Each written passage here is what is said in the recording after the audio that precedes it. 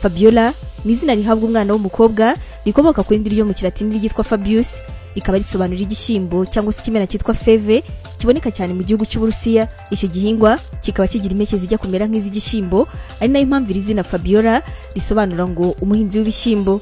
Fabiola ni umukobwa urangwa no kugira ibakwe mu bintu byose akora, kandi mu buzima bwe bwose ni umukobwa ukunda kuba afite intego, afite n'ikintu agamije kugeraho. Fabiola ni umukobwa uzi kwiha intego, akibanda cyane ku kintu kimwe ariko kandi akagikora neza, bityo akabasha kugera ku bukiri. Ni umuntu uzi kwiha intego nini, akagaragara nk'umuntu udapfa guseka ariko kandi ugaragara neza inyuma, kuko usanga yisanzura ku bandi bantu kandi bakabimukundira. Ni umuntu ufite abandi bantu atekerezaho kandi afata nk'icyitegererezo.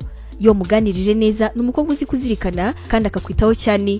Ni umuntu uzi kwita ku bantu, uzi kubashakira ibyo bakeneye, kandi mu buzima bwo kuba inshuti ubahisemo inshuti nziza cyane.